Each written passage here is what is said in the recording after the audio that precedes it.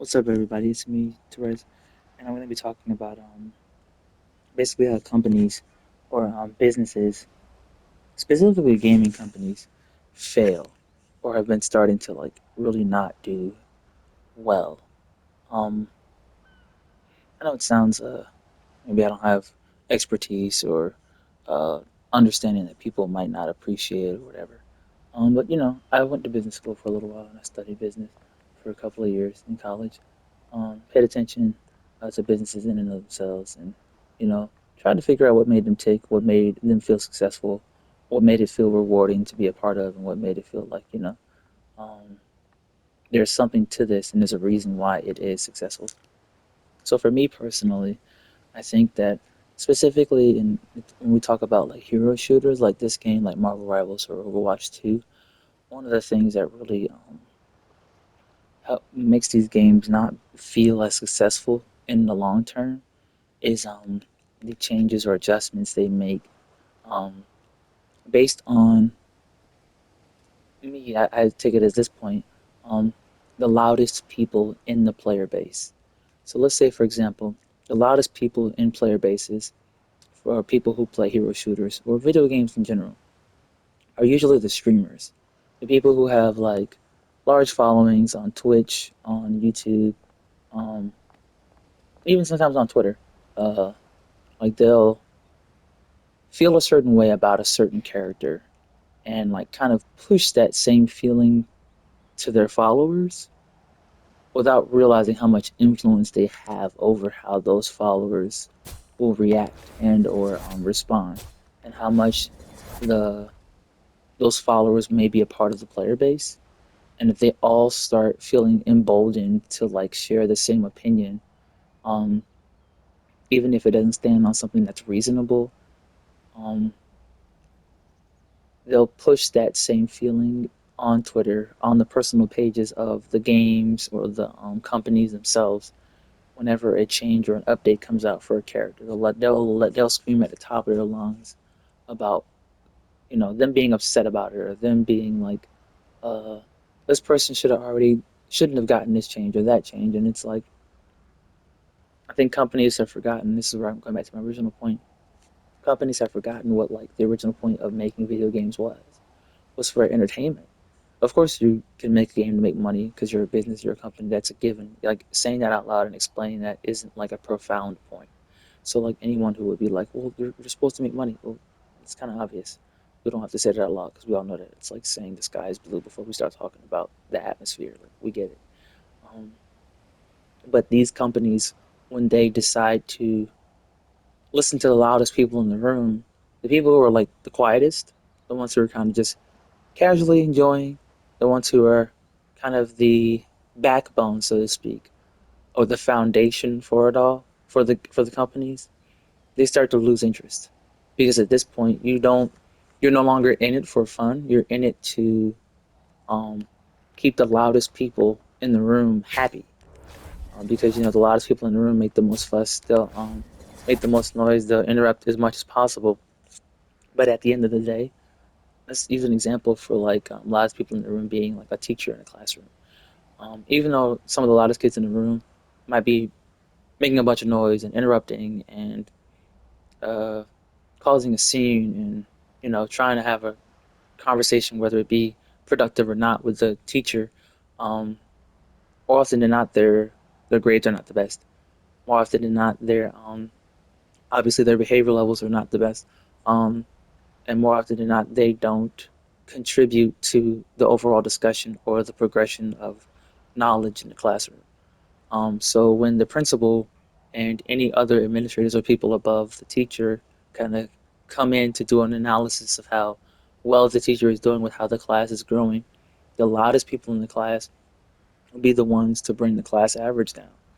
Um, Whereas the people who are kind of like trying to stay focused, trying to learn, trying to be a part of the learning process, um, more often than not, they have the better grades, they have the better um, marks, they have less behavioral issues, less attendance issues, and if there are attendance issues, it's not an issue because they apply themselves, because they tried, because they learned, because they do the makeup work, they do all the extra effort, but behind the scenes they're not loud and obnoxious about it all. which I mean they could also be, be very not loud, but like, outspoken about the fact that they're trying in spite of all the different things that are going on. Um, that might interfere with their ability to learn, but they're still trying to learn. They're not interfering with the teacher's ability to teach as well. I think we really need to be honest with ourselves as gamers about what we want as gamers and as consumers. For me personally, I like games that I can enjoy. I like games that I can have fun in. Um, One of the thoughts that I've had for hero shooters, where people are kind of just like, there's this PVE element that I think honestly every hero shooter should have. Um, and I get people love the multiplayer aspect. The multiplayer aspect does not disappear.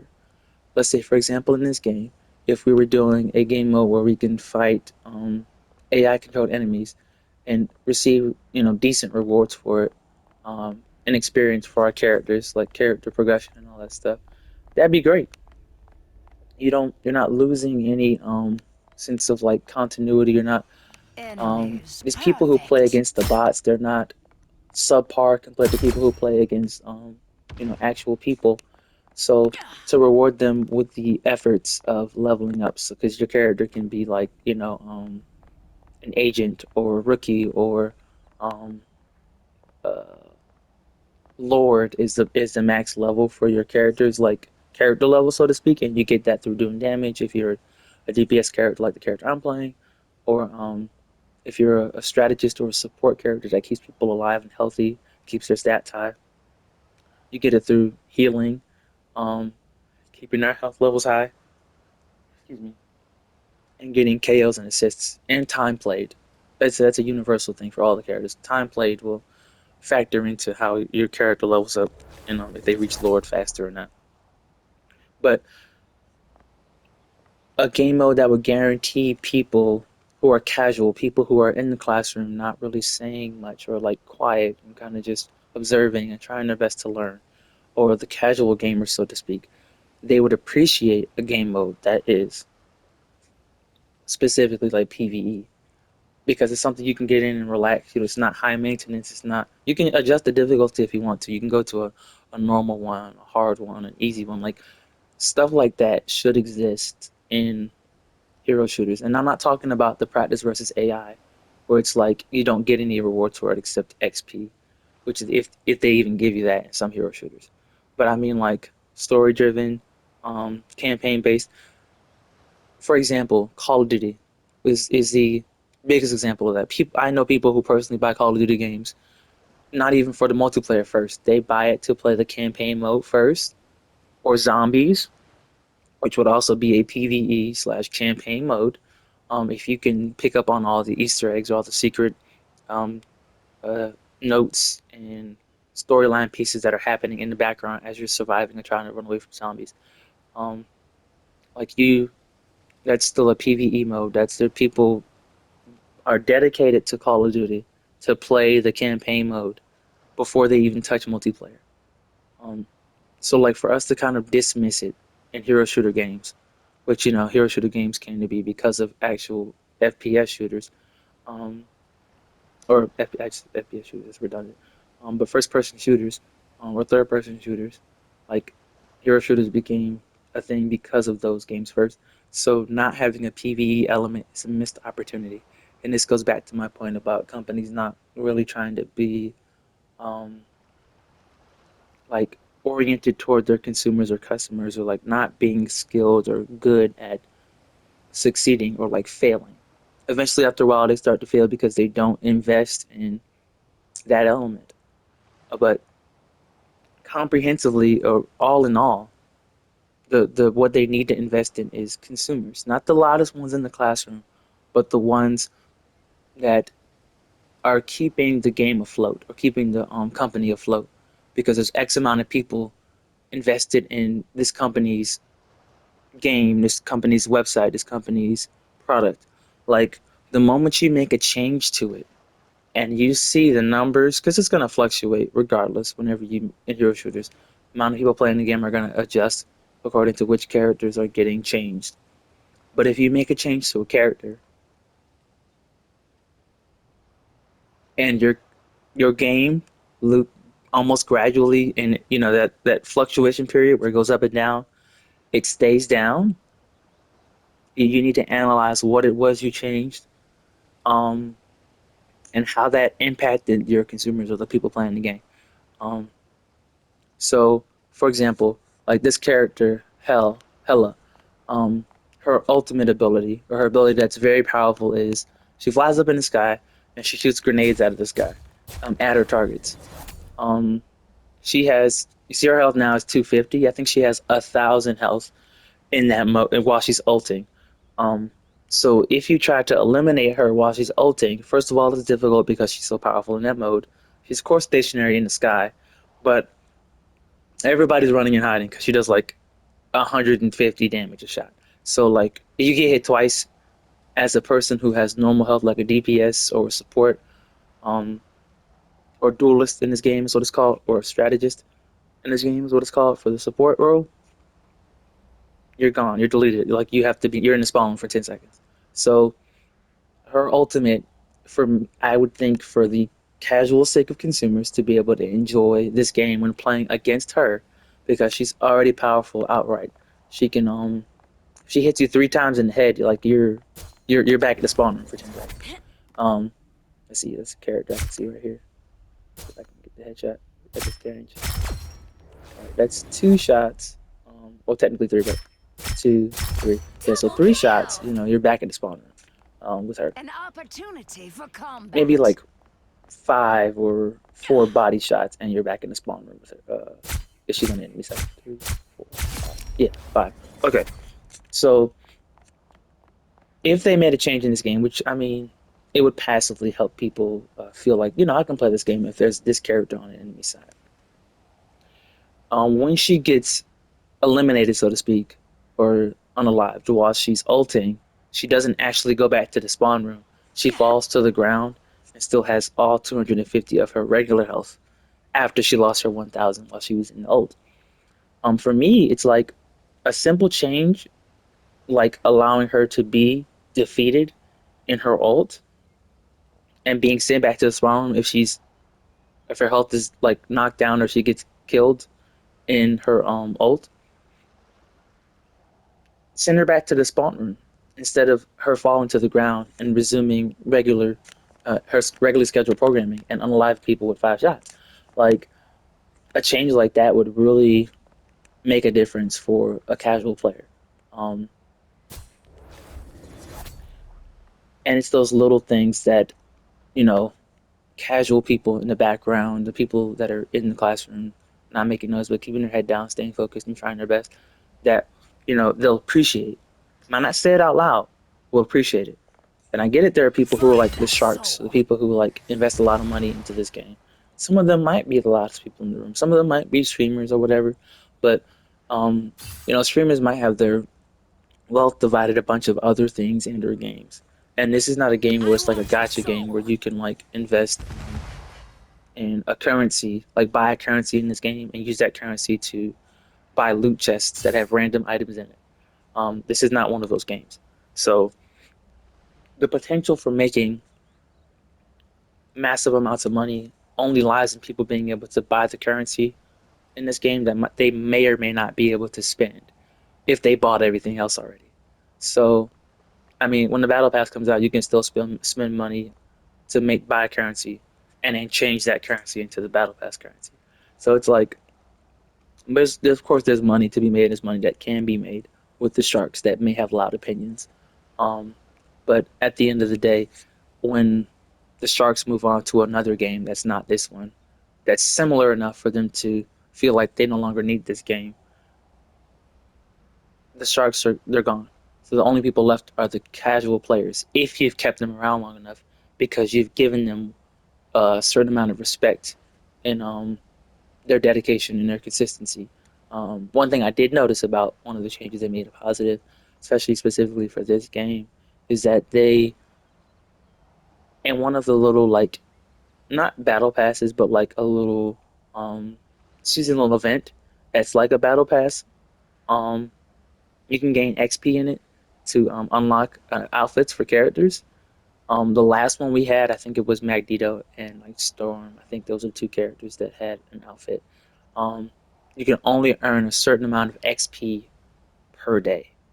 Um, or was that the foundation one? I can't. Oh, it was the foundation one. That's right.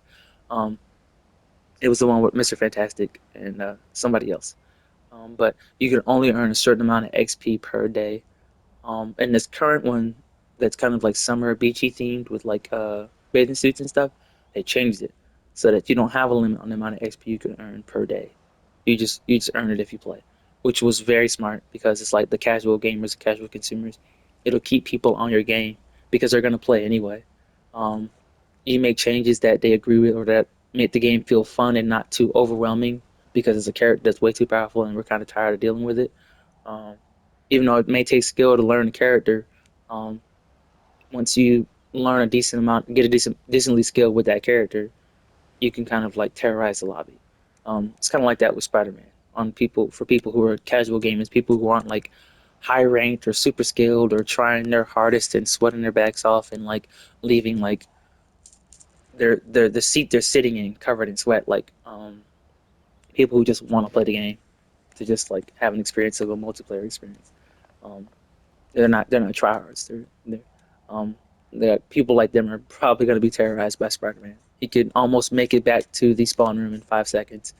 Um, Almost literally from wherever the middle of the point is or wherever he's located at on the map. If it's basically smack dab in the middle of between both sides of the teams, or if it's on the objective or the reason for the mission for that particular match that you log into, like if you're moving a cart down the street or if you're trying to capture a specific point directly in the middle of both sides. Almost quite literally in 5 seconds, Spider-Man can use his like web abilities, web slinging, grappling hook, so to speak, thing to get to the spawn room, and he'll be perfectly fine, or get away and not be eliminated. Um, I make the joke where it's like this is a Spider-Man game with Marvel characters in it. That's how fast he is. If you're above average and very skilled at Spider-Man, you can terrorize a lobby. Um, like something little changes like the damage that he can do, um, like minimizing it. If he uh, hits you with like a little spider bullet, because he has the ability to shoot you with a spider bullet, and once he hits you with that, um, he can kind of lock onto you if you're close enough to him with one of his other abilities, and he'll run into you, kick you into the air with that one button, and then he can press B, circle, or whatever button it is for whatever console you're playing on. He can uppercut you for extra damage because he hit you with the little spider bullet.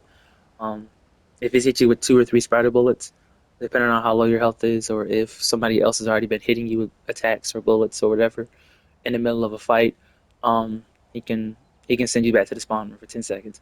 Like I get it. I get that's you got to be skilled to be able to do that, but it's one of those things where it's like casual players are gonna slowly but surely leave the game, and it's like, please, as the person in the classroom that's willing to speak up for the quiet people, please listen, please listen before like people get tired of the game and move on to something else, and the game kind of just becomes a cash cow for whoever's left playing, and we kind of deal with the fallout of whatever comes next um, for this game because of the people who are kind of just like trying to enjoy it and be casual are slowly but surely leaving, and the only people left are the tryhards and the people who are rude and the people who don't really like who like the game but don't like people, who like the game who but don't like to be a decent human being while they're playing the game.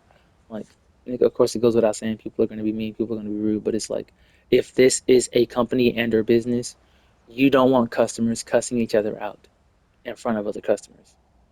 That's just how that works. Being coming to the defense of the concept of customers cussing each other out whenever they have a chance is silly. By saying people are just going to be this, people are going to be mean. It's silly because this is a business at the end of the day, um, and this is a game that is run by a company, so they have to make money. But if they lose their consumers because they're too busy trying to each consumer is too busy when they walk in the door trying to see if somebody random in the store is gonna like verbally assault them or just start yelling at them for no reason. Um, it gets silly and redundant and it's annoying. Um, More in this instance of the Spider-Man thing, if a customer's going to get in line with a bunch of stuff and then have a bunch of questions and then cause a bunch of just chaos and consume time so that the line gets really long and gets backed up, like that's we don't have time for it. Um, so I guess this is kind of like all in all to say, um,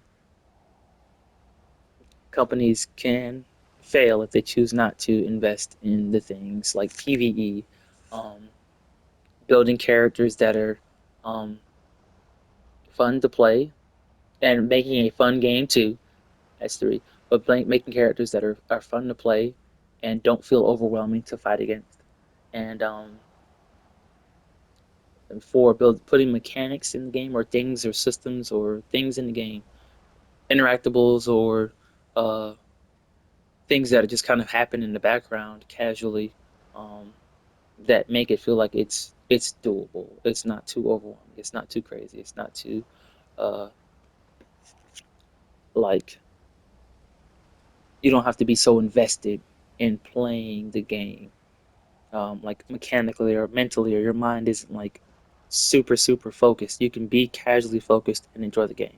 You can be focused at about 70% and enjoy the game, 60% and enjoy the game, instead of it being like 80 or 90%. Um, like if you can do that, then you can build something that people can appreciate and respect, and enjoy, because it's a game at the end of the day. So you want to have fun, even though it's a business. It's also a game. So you want people to be able to enjoy it. If they cannot enjoy it, you will not keep the people around long enough to be able to sustain this for a long period of time, and the company will fall apart. And maybe not the company itself, but the personal like franchise, which is a game, will basically fall off, and people will not invest in it anymore because they don't feel like there is anything worth investing in because it's not investing in them. I guess that's all. That's all. I'm gonna get off my soapbox. But thank y'all for watching. If you liked the video, if it felt insightful, if it felt entertaining, if it felt kind of just like, you know what, I feel the same exact way, leave a like. I'd appreciate it. Leave a comment too about what you hope that businesses change or, um, you know, companies change about how they feel about certain things so that we can enjoy games again. Because of course, there's people who are, who like the challenge, who like the extra effort they have to put into playing games, but I don't want to have to do that in every game I play that comes out. I don't want that. I just want to be able to enjoy a game casually, smile, laugh, collect little things, collect coins, collect hearts, collect uh, objects, do damage, level up, uh, rank up, um, level up my career, my profile level. Um, just the simple things that make me feel like I'm accomplishing something or I'm progressing in something. Um, that I've invested time in, and my time wasn't wasted because a change was made, and it no longer feels like I can feel rewarded for the time I spent on the game.